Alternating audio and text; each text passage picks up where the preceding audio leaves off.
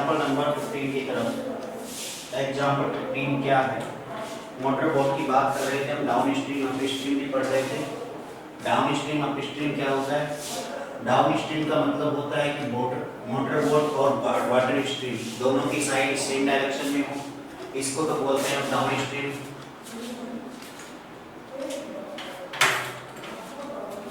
और up stream क्या होती है कि मोटर बोट होती है और पानी होता है। मान लो कि पानी अपोजिट साइड चल रहा है मोटर बोट की, तो पानी उल्टा चलेगा तो उसकी स्पीड कम कर देगा ना। तो पानी उल्टा चलेगा तो स्पीड कम करेगा। तो मान लो मोटर बोट ऐसे और पानी ऐसे चल रहा है, इसको बोलते हैं हम अप स्ट्रीम। एक चीज बेसिक चीज समझो बेटा, मान लो कि पानी की स्पीड x मान लो, ये मोटर बोट है ऊपर, मोटर बोट की स्पीड मान लो आप y और पानी की स्पीड x। ये जो अलग अलग सेपरेट स्पीड हम मानते हैं ना, इसका मतलब ये होता है बेटा कि जो मोटर बोट की स्पीड है वो अकेले की है जब पानी स्टेबल हो तब की मोटर बोट की स्पीड है। रनिंग टाइम भी जब पानी भी बह रहा है तो मोटर बोट को चेक कर रहे हैं, नहीं। मोटर बोट की स्पीड जो दे रखी होती है, जो भी मानते हैं, ये केवल और कब की है? जब पानी स्टेबल हो। अब देखो इसमें हम देखते हैं ये पानी की स्पीड है खुद की, उसको मोटर बोट से कोई मतलब नहीं है। जब दोनों साथ हो, मोटर बोट पानी में हो और पानी भी बह रहा हो, अब वो आगे की तरफ चले या पीछे की तरफ, वो बात की बात है। मैंने बताया कि दोनों सेम साइड चलते हैं तो डाउन स्ट्रीम में जो स्पीड होती है वो दोनों की ऐड हो जाती है, दोनों की स्पीड ऐड होती है। और अप स्ट्रीम में जो दोनों की स्पीड होती है, अप स्ट्रीम में दोनों की स्पीड अपोजिट हो जाती है, मतलब x minus y, sorry y minus x। अच्छा, किसको माइनस करना है किसको नहीं, ध्यान देना। बोट चल रही है, पानी उल्टा बह रहा है, पानी उल्टा बहेगा तो बोट की स्पीड को कम करेगा ना। मान ले कि बोट की स्पीड 100 की है, पानी 20 से वापस उसको खींच रहा है, तो बोट की स्पीड कितनी बच गई? 80 बच गई। 20 तो कम कर दी, किसने कम कर दी? पानी ने। जो कम करेगा वही तो माइनस होगा, तो पानी की जो स्पीड है वो कम हो जाएगी। अगर ये पानी अपोजिट डायरेक्शन में था, मान लेते हैं कि ये लो बोट है, बोट इधर जा रही है और ये पानी है इधर जा रहा है, बोट की स्पीड y और ये x। ये बेसिक प्रॉपर्टी है, मैं आपको समझा रहा हूं, ठीक है, ध्यान देना थोड़ा।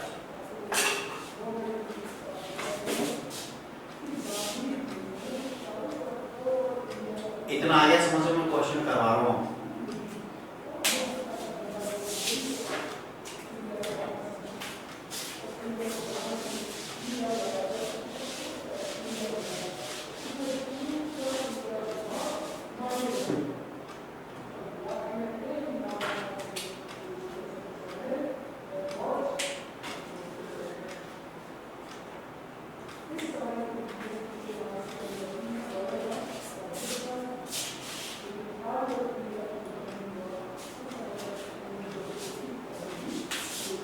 एग्जाम्पल 15 दे रखा है, जो इसमें दे रखा है वो लिख देता हूँ।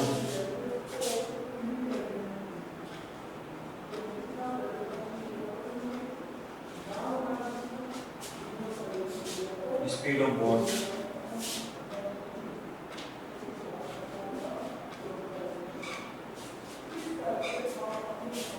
ए motor boat whose speed is 18 km per hour in still water। Motor boat की स्पीड है 18 km per hour। इसके बाद इसने बोला है कि takes 1 hour more to 24 km upstream than to return downstream to the same spot। जो distance है मोटर बोट कवर करेगी, वो डिस्टेंस है यहाँ से लेकर यहाँ तक 24 किलोमीटर, ये उसने बोला है। अब ये 24 किलोमीटर एक बार अप स्ट्रीम और एक बार डाउन स्ट्रीम, दोनों तरफ अलग अलग चलेगी। तो जब डाउन स्ट्रीम चलेगी जो टाइम लगेगा वो, और अप स्ट्रीम का टाइम लगेगा वो। एक तो डाउन स्ट्रीम जब चलेगी उसका टाइम, और एक अप स्ट्रीम चलेगी उसका टाइम। इन दोनों टाइम के बीच जो डिफरेंस है वो कितने घंटे का है? 1 घंटे का है। 1 घंटा ज्यादा लेती है। कब ज्यादा लेती है? जब धीरे चलेगी वो धीरे कौन से केस में चलेगी, अप स्ट्रीम में धीरे चलेगी और डाउन स्ट्रीम में तेज चलेगी। अब इसने क्या कहा आगे, find the speed of the stream, stream की स्पीड निकालनी है, ध्यान देना। स्ट्रीम की स्पीड निकालेंगे, कैसे निकालेंगे, स्पीड ऑफ स्ट्रीम, ये हमें फाइंड करनी है। तो जो चीज फाइंड करनी है सबसे पहले इसको मान लेते हैं, लेट स्पीड ऑफ स्ट्रीम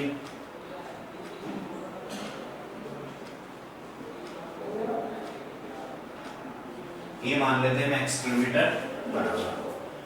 जो स्ट्रीम है उसकी स्पीड हम मान लेते हैं x किलोमीटर पर आवर है। अब देखो अगर स्ट्रीम की स्पीड आपको पता है तो डाउन स्ट्रीम टाइम और अप स्ट्रीम टाइम दोनों निकाल सकते हैं। तो यहाँ से अगर हम निकालेंगे डाउन स्ट्रीम टाइम जब हम निकालेंगे तो ये डिस्टेंस, टाइम जब निकालते हैं टाइम होता है डिस्टेंस अपॉन स्पीड, और डाउन स्ट्रीम जो स्पीड होती है वो कितनी आएगी, डाउन स्ट्रीम स्पीड होती है दोनों जुड़ जाती है, दोनों सेम डायरेक्शन में होती है, और जब दोनों सेम डायरेक्शन में होंगी तो जुड़ जाएंगी। तो एक स्पीड आपके पास 18 है और एक x, 18 प्लस x, इतने घंटे लगते हैं डाउन स्ट्रीम में। और जब हम अप स्ट्रीम टाइम की बात करते हैं, अप स्ट्रीम टाइम की बात करते हैं तो जो अप स्ट्रीम टाइम आएगा तो वो अप स्ट्रीम टाइम भी वही डिस्टेंस अपॉन स्पीड। स्पीड आपकी कितनी है, अप स्ट्रीम में स्पीड कम हो जाती है, स्पीड कम होगी, स्पीड कितनी कम होगी, जो बोट की स्पीड है उसमें से पानी की स्पीड कम हो जाएगी, 18 minus x kilometre per hour, ये हमारी अप स्ट्रीम स्पीड होगी। अब हमें क्या करना है, हमें क्वेश्चन में बोला है उसमें कि दोनों जगह जो टाइम लगा है उन दोनों टाइम में जो गैप है वो 1 घंटे का है, 1 घंटा ज्यादा लगता है। अब ज्यादा टाइम कब लगेगा, जब वो धीरे चलेगा, जब वो धीरे चलेगा जब टाइम ज्यादा लगेगा। तो धीरे कौन से केस में चल रहा है, इस केस में धीरे चल रहा है, तो यहाँ का जो टाइम है वो ज्यादा है, तो यहाँ तेज चल रहा है तो यहाँ टाइम कम है। तो टाइम ज्यादा वाले में से कम वाला माइनस कर दो, हम ये लिख सकते हैं 24/18 minus x minus 24/18 plus x is equals to 1। तो ये आपके पास एक इक्वेशन बन गई। अब इस इक्वेशन को हम सोल्व कर लेते हैं, तो आपके पास आ जाएंगी x की वैल्यू। तो इसके एक बार नोट कर ले, स्क्रीनशॉट ले लो, फिर आगे बढ़ते हैं।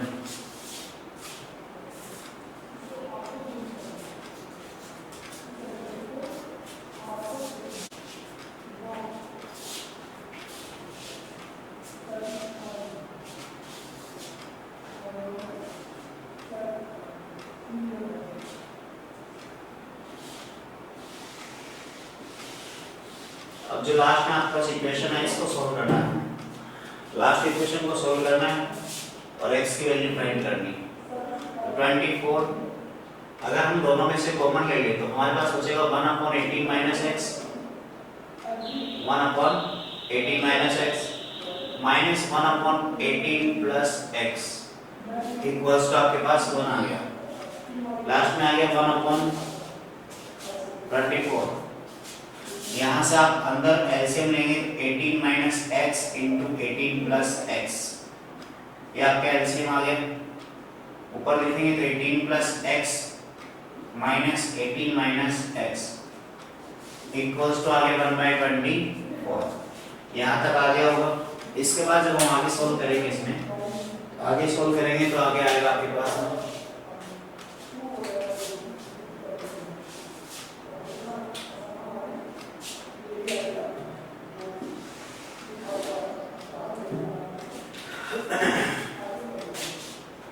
यहाँ से जब ऊपर वाले पार्ट को हम सोल्व करेंगे तो आपके पास आएगा 18 plus x minus 18 plus x। ये ध्यान देना है माइनस 18 के साथ लग जाएगा तो माइनस का 18 हो जाएगा, x माइनस का है वहाँ माइनस लगेगा तो प्लस हो जाएगा। तो यहाँ से आपके पास कितना आ गया, अपॉन में आपके पास आएगा 18 square minus x square is equals to 1/24। नीचे a square minus b square लगा दिया हमने। A square minus b square लगाने के बाद यहाँ से एक पार्ट कैंसिल हो जाएगा, जो बचेगा आपके पास में वो आ गया 2x अपॉन 18 का स्क्वायर, ये आपके पास आ जाएगा 324 के आसपास।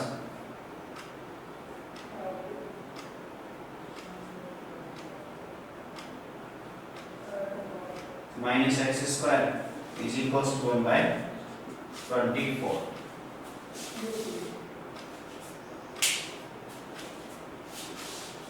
यहाँ से क्रॉस मल्टीप्लाई करेंगे, इसको क्रॉस मल्टीप्लाई करके निकालेंगे। एक बार लिख लो इसको, स्क्रीनशॉट ले लो जिसको लेना है।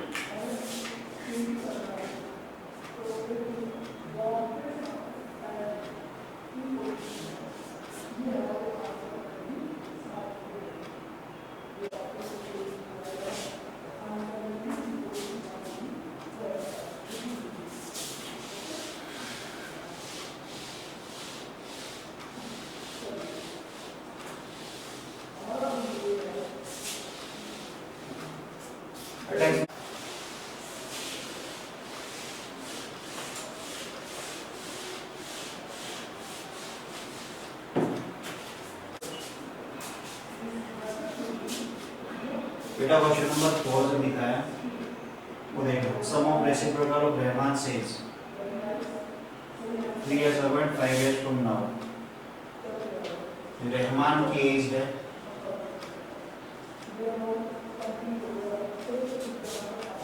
वो 3 years ago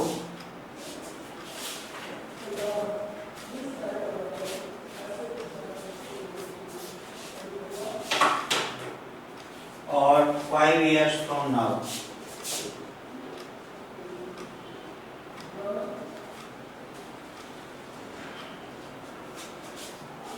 मतलब आज से 3 साल पहले ब्लैक से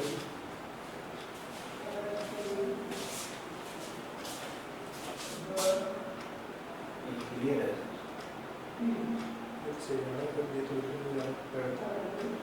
फॉर्मेलिटी के लिए बच्चे लेके नहीं बैठे ना, मेन चीज तो है। अभी लाइनिंग वाली तो बड़ी प्रॉब्लम है, क्लियरिटी तो बिल्कुल भी नहीं आ रही है।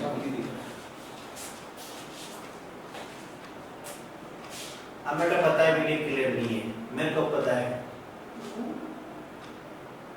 वो कर रहे हैं सॉल्व प्रॉब्लम कर देंगे।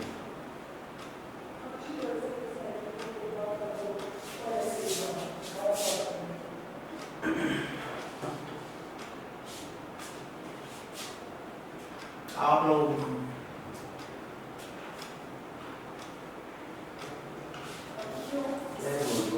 sum of reciprocal of Riemann series and 3 years of 5 into 1/3।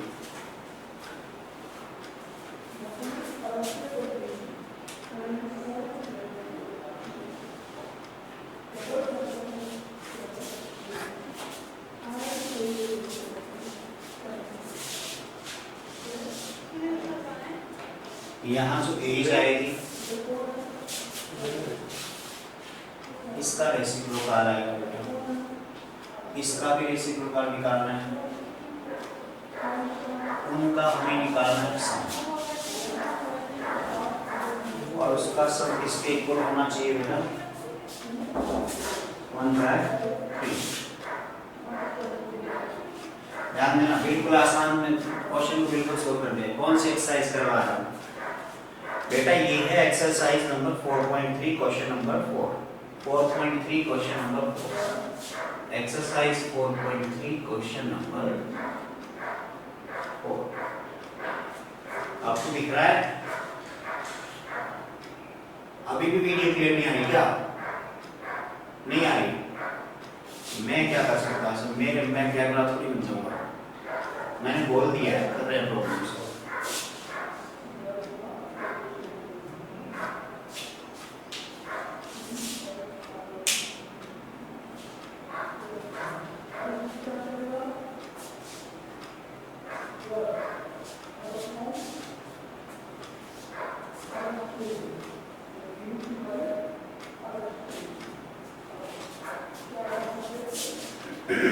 तो बेटा आवाज क्लियर आ रही नहीं? मैं बोल लूँ समझ लो, ठीक है? सुनो तो ध्यान से। क्वेश्चन में कहा गया है कि रहमान की जो एज है, रहमान की जो एज है आज से 3 साल पहले और आज के 5 साल बाद, उस एज को हमें दो तरीके से देखना है।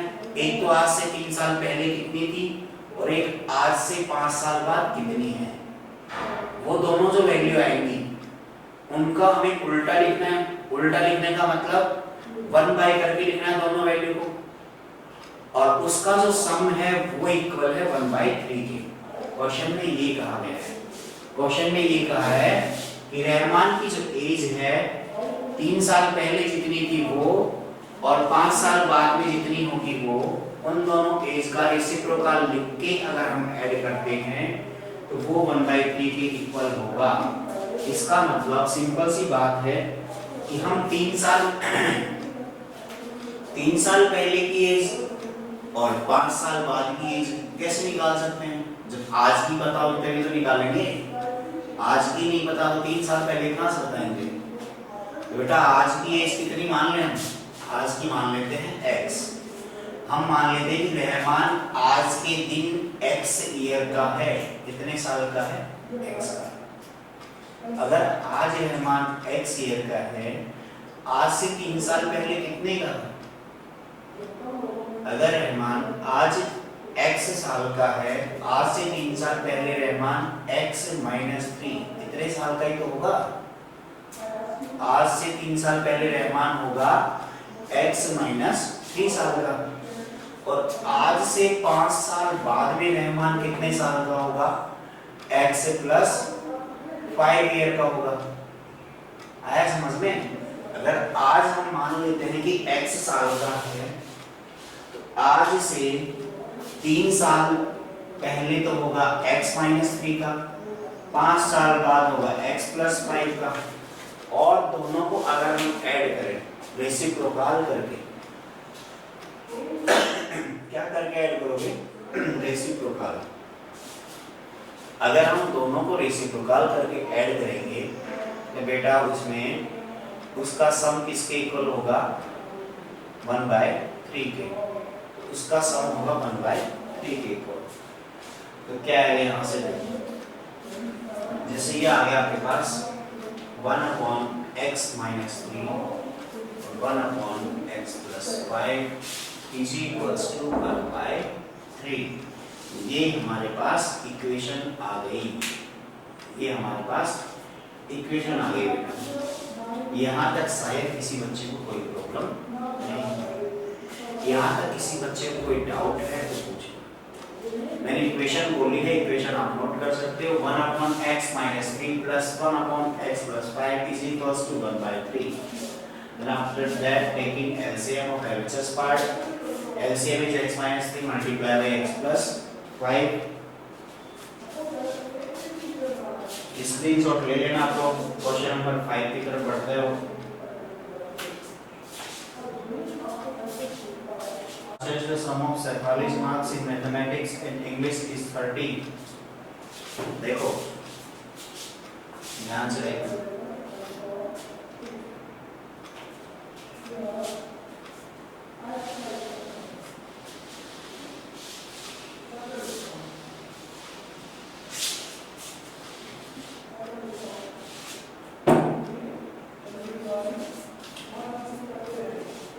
क्वेश्चन नंबर 5 में बोलेंगे क्लास टेस्ट। कोई क्लास टेस्ट है, sum of Cephal's marks in mathematics. कोई Cephali नाम की लड़की है, उसके मार्क्स है मैथमेटिक्स और इंग्लिश में, उनका सम है 30। Had she got 2 marks more in mathematics and 3 marks less in English, अगर उसे 2 मार्क्स ज्यादा मिलते हैं मैथ्स में और 3 मार्क्स ज्यादा कम मिलते हैं इंग्लिश में, product of their marks would have been 210. Find her marks in the 2 subjects. उसके हमें सब्जेक्ट, हर सब्जेक्ट में मार्क्स निकालने हैं। कैसे निकालेंगे देखो, देखो बेटा इसमें क्या कहा है, कोई क्लास टेस्ट है, Cephali नाम की लड़की है, इनको Cephali बना देते हैं।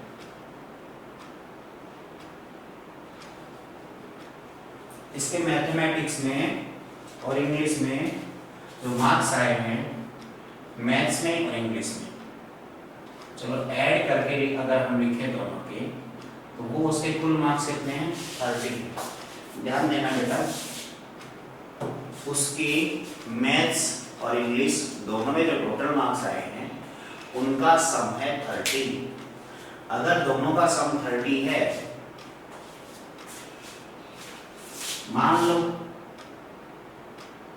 अब एक बात बताओ, अगर मैथ्स और इंग्लिश में मार्क्स मिला के 30 है और मैं आपको कहूँ कि मैथ में उसके 20 आए हैं, इंग्लिश में कितने आएंगे 10 आएंगे ना, पता कर लोगे ना, एक सब्जेक्ट के बता दो दूसरे के आप बता दोगे। अगर मैं कहूँ कि मैथ्स में 15 आए उसके तो इंग्लिश में कितने आए 15 ही आए हैं। अगर मैं कहूँ मैथ्स में 12 आए तो इंग्लिश में कितने आए 18 आए हैं। कैसे पता? क्योंकि दोनों का सम 30 है, आया कि नहीं आया। अगर आपसे कहा जाए कि मैथ्स में उसके केवल और केवल एक नंबर आया तो इंग्लिश में कितने आए 29 आए, ठीक है, जैसा कि आप लोग कहते हैं, यही तो हुआ। तब बताओ, अगर इसके मैथ्स में नंबर में बता दूं आपको तो इंग्लिश के निकाल लोगे, और कैसे निकालोगे 30 में से कम कर दोगे इसको, ऐसा ही तो करोगे। तो मैं ये बोल सकता हूँ आपको कि अगर उसके मैथ्स में कुछ नंबर हैं जैसे x है तो इंग्लिश में है उसकी 30 - x। यहाँ तक कुछ आया? अगर उसके मैथ्स में x हैं, इंग्लिश में कितने हैं 30 - x। आ गया आपको इतना? अब क्वेश्चन में कहा गया है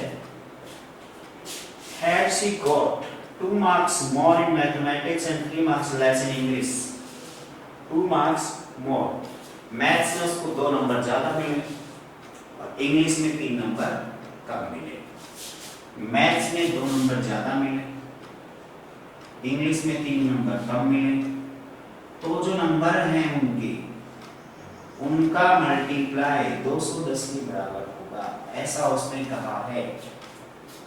अगर मैथ्स में उसके 2 नंबर ज्यादा हो, इंग्लिश में 3 नंबर कम हो, product of their marks would have been 210, find her marks in the 2 subject. हमें उसने बोला है 2 marks more in mathematics, mathematics में उसके 2 नंबर ज्यादा है, 2 नंबर ज्यादा है, कौन से हैं? मैथ्स में कितने हो गए x + 2। अब दूसरा क्या कह रहा है? इंग्लिश में 3 नंबर कम कर दिए, कम करोगे तो कितने होंगे 30 माइनस x तो पहले से ही थे, 3 नंबर और कम कर दिए, इनका मल्टीप्लाई 210 के इक्वल आएगा, यही तो आएगा। देखते हैं अब क्या करें इसमें, x + 2, यहां से जब इसको सोल्व करेंगे 30 - 3 it means 27 minus x is equals to 210, इतना आ गया होगा। क्रॉस मल्टीप्लाई कर इसको मल्टीप्लाई करेंगे तो क्या मिलेगा आपको, माइनस का तो x² मिलेगा बेटा, x कितना मिलेगा प्लस का 25 और बाकी मिलेगा आपको प्लस का 54 इज इक्वल्स टू 210। तो यहां से जब आगे सोल्व करेंगे इसको तो क्या मिलेगा, -x² प्लस 25x, ये इधर आके माइनस होगा, -210 इक्वल्स टू 0। तो बेटा इस टाइप से ये आपके पास बन जाएगी क्वाड्रेटिक, और क्वाड्रेटिक क्या आएगी x² -25x माइनस का प्लस हो जाएगा 156 के आसपास आएगा ऐसा कुछ। बेटा ये आ गई क्वाड्रेटिक। हमें इसको फैक्टराइज करना है या क्वाड्रेटिक फॉर्मूला कोई सा भी लगा लेना और आपका आंसर आ जाएगा। तो इसको नोट कर लो, स्क्रीनशॉट ले लो, कोई दिक्कत हो तो बताओ।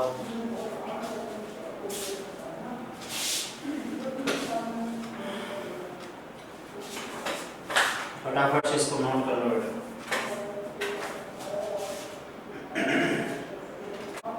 तो बेटा आज की क्लास केवल इतनी ही। सभी